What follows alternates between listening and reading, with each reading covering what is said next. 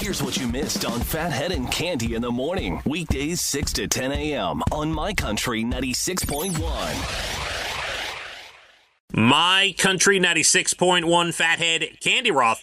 We're looking at breezy, gusty wind. The temperature actually gets to 45, but it probably won't feel that way. There's going to be some crazy wind this afternoon. Look out for it. But otherwise, sunny and a decent day. So we'll take that on a Wednesday. Yes, we will. It beats a nor'easter. Yes, well said. Just Thank you. Really, you have a way of putting things, I have to say. January 29th, 2025. Here we are on a Wednesday with plenty more to do. A story I've been teasing part of the morning that CVS is going to now do. And it certainly sounds like it's going to be a mess and a lot of hoops to jump through and doesn't make sense. They are testing it. I'm going to find out here in the article where. It's not an official thing. Okay. Do you know when you're at CVS and I was there 2 days ago, yes. You need a product, and this could go for a lot of stores, but specifically CVS is trying to do something. You know when something's behind a locked cabinet? Yes. All right. They want to stop shoplifting, obviously.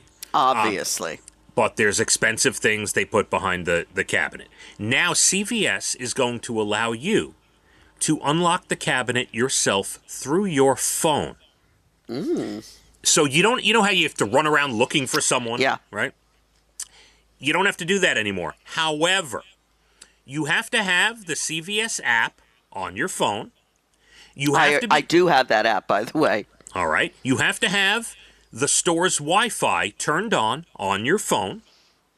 You have to have Bluetooth turned on your phone. And then, if you press the right buttons, it'll unlock, apparently, this shelf or this cabinet that you need.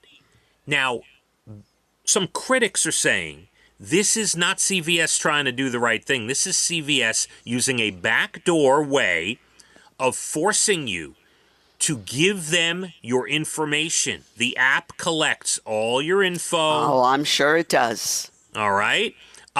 And the locked cases, what happens? Now, there's legal questions. What happens if you open a locked case, you take what you need, but for some reason it doesn't lock again? Or, are you responsible now because you opened the locked case and then someone comes along and steals stuff? Where does it end? Why can't someone just walk over with a key and unlock the cabinet? I agree, and even that is annoying. If I have to stand in front of a counter and do all those steps on my phone to get it unlocked, I'm going somewhere else. I agree. I'm heading down to Walmart or something. I'm going to another store that's going to open very nicely the key.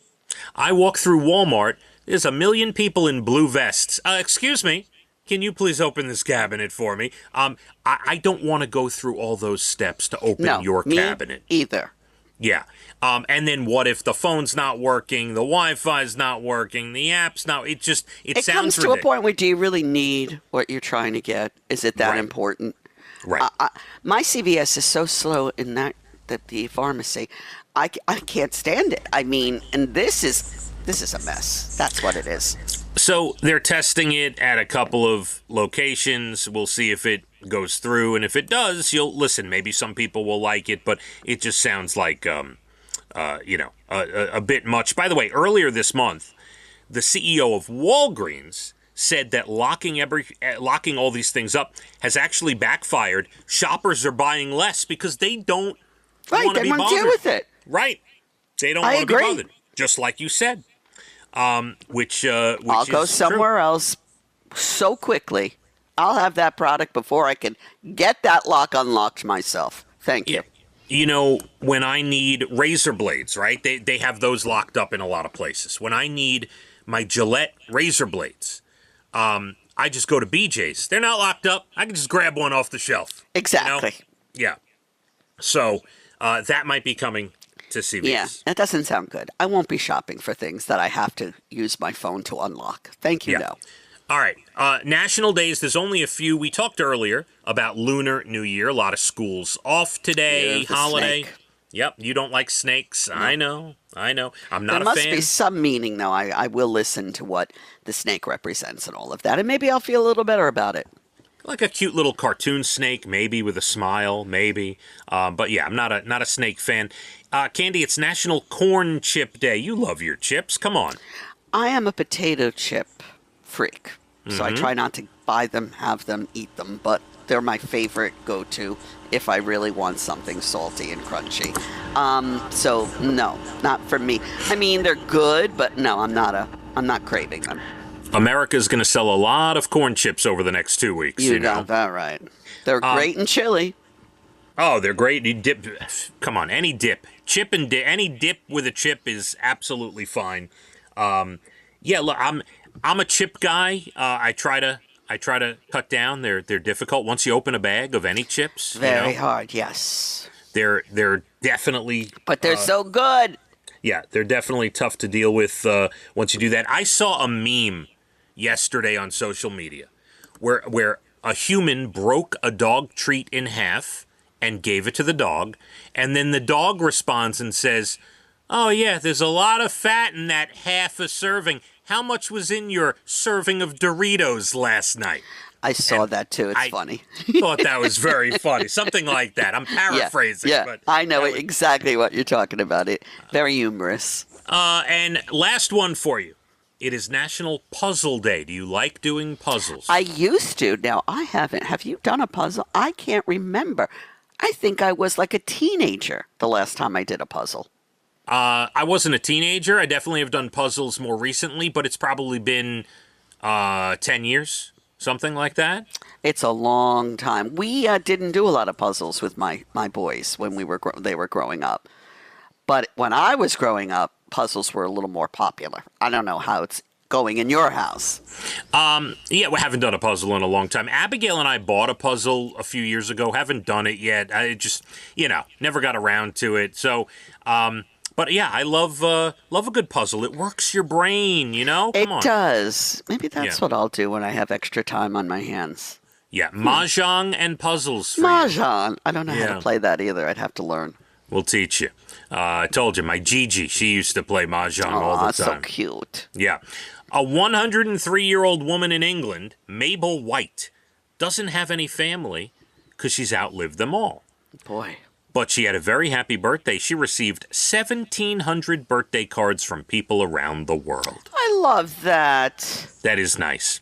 It is nice. That's a lot of paper cuts. Hopefully somebody opened those for her, Hopefully. A guy in California, Brian Stanley, lost his eye to cancer when he was 6 years old. But he's going viral for making a prosthetic eye that also works as a flashlight. Stop that. That can't be real.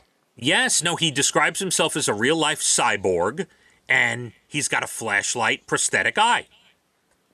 Now, I have been around people that have had fake eyes, and they're like, "Do you want me to take my eye out for you?" And I'm like, "No, please don't." Yeah, no, we're good. We're good on that. No, don't pop your eye out for me. Yeah, I'll take a look at it, but you don't have to pop it out. No. Thank you. Oh, no.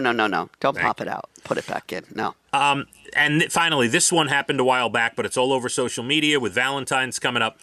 A woman in Wisconsin was doing a date night challenge with her boyfriend where they had to buy things they knew the other person would like. For favorite snack, he bought her goldfish, she bought Doritos. But the video is really about the last thing on the list. For something to do together, she bought a puzzle, and he pulled out an engagement ring, Cande. I like his game a lot better. Yes. They got married. This was 4 years ago. They got married. They have a baby. Amelia, the baby, turns 2 this year. Adorable. Yeah, very nice. All right, that does it. We're out. That's okay? it? All right. I'm here till 10. Got great music. Jim O'Brien, Murph Dog, Jay Letterman around the bend. But I want you to have a great rest of your Wednesday. I want you to enjoy Wednesday as well. We'll gather back here tomorrow, which was the day before Friday, a day of celebration. That's right. Thursday, always good, the day before Friday. All right. Got a lot of wind today. We do get to 45, but the wind might not make it feel that way.